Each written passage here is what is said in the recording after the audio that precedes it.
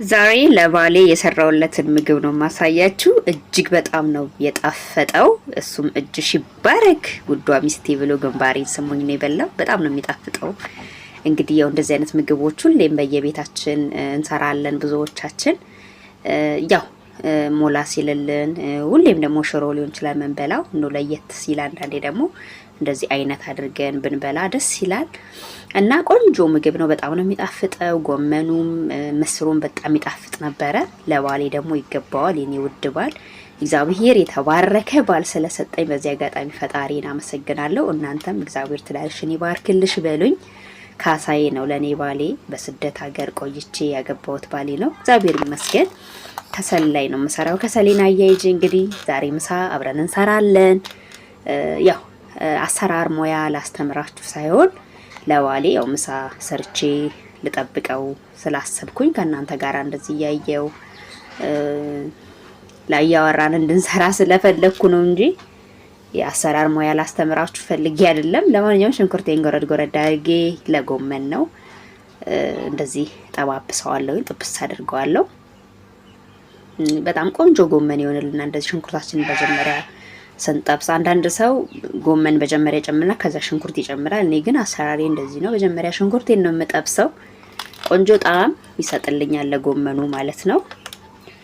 ከዛ የታጠበ ጎመኔን አዘጋጆቻለሁ የተቀነጠሰ እሱን እጨምራለሁኝ እና በዚህ አጋጣሚ ባሎቻችሁን ቆንጆ ቆንጆ ምግብ እየሰራችሁ ከስራ ሲመጡ ብትጠብቋቸው እነሱም ደስ ይላቸዋል። ለእናንተም ኃላፊነታችሁ እንደተወጣችሁ ግዴታ ነው። በቃ ሚስት ስትሆኑ እግዚአብሔር ቤተክርስቲያንን እንደሚወዳት ባል ሚስቱንም ሊወዳት ግድ ነው እንደሚለው እናንተም ባላችሁን ልታከብሩ ልትንከባከቡ ግዴታችሁ ነው። ቤታችሁን የቤታችሁን ሰላም የምትፈጥሩት እናንተ ናችሁ። ለባላችሁ ቆንጆ ምግብ እየሰራችሁ እሱ ሲወጣ ሲገባ ሰላማዊ ነገር ብትናደዱም እንኳን ዋጥ አድርጋችሁ እየቻላችሁ ህይወታችሁን መቀጠል አለባችሁ። በዚህ አጋጣሚ እጅን የሽንኩርት መፍጫ መብራት አትፈልግምና ሁላችሁም ብትኖራችሁ ተጠቃሚ ናችሁ ማለት ነው። ያለ መብራት ነው የምትፈጨው፣ በእጃችሁ ነው። መብራት ቢጠፋም ባይጠፋም ትፈጫላችሁ ማለት ነው። ስለዚህ ሽንኩርቴ እንደዚህ ጎመኔ ላም ብሎ በሰለልኝ። እኔም ሽንኩርቴን ፈጨው። ይሄ ለምስር ወጥ ነው። ጎመኔን እያበሰልኩ ሽንኩርቴን ፈጭቻለሁ እና ቶሎ ቶሎ ነው እንግዲህ ለመስራት እየሞከርኩ ያለሁት። ምሳ ሰዓት ሳይደርስ ምሳ ሰርቼ አዘገጃጅቼ ቡናዬን አፍልቼ መጠበቅ አለብኝ ባሌን። ከዛ ድንች ጨመርኩበት። ባሌ ጎመን በጣም ነው የሚወደው። በነገራችሁ ላይ የትኛውንም አይነት ምግብ ብሰራ ጎመን ግዴታ ነው፣ አይቀርም። በቃ ጎመን በጣም ነው የሚወደው።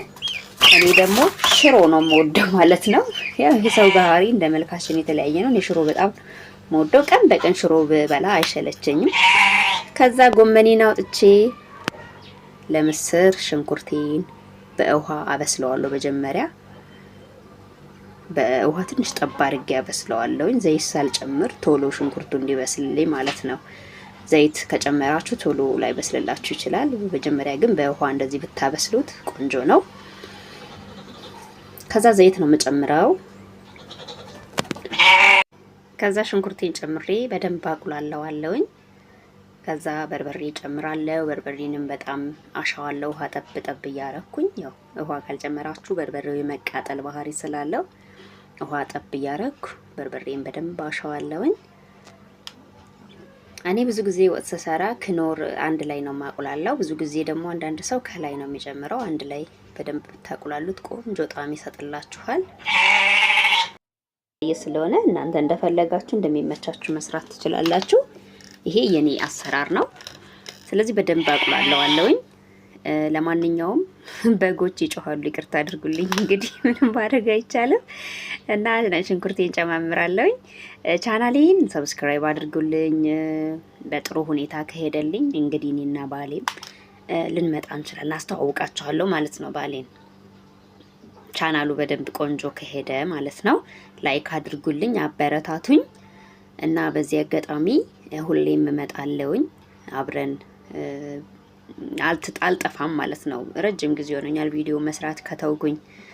ከዛ እንደዚህ ወጤን በደንብ አቁላልቼ አነሳ አድርጌ ነው የምከልሰው። ምስር ቀጠን ሲል ብዙ አልወድም እኔ፣ ወፈር ሲልልኝ ነው ቆንጆ እና አነሳ አድርጌ ውሃዬን አጠራ አድርጌ ከልሳለሁ።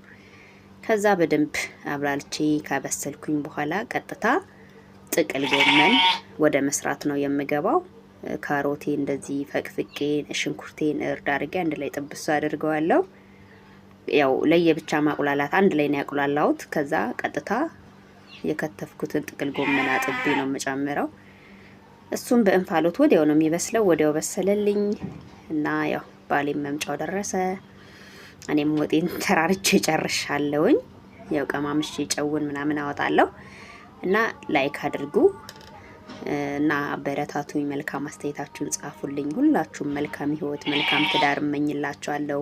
በስደት ያላችሁ ስደት ይብቃችሁ ይበላችሁ እና እንደዚህ ፋይናል ሪዘልቱ በጣም ቆንጆ የሚጣፍጥ እንዲህ ሲያዩት ራሱ የሚያምር ወጥ ሰርቻለሁ እና መልካም ማዕድ ብለናል። የተባረከ ይሁን በሚለው እንደዚህ ቀምሼው በጣም ነው የሚጣፍጠው። ባሌም በጣም ወዶታል።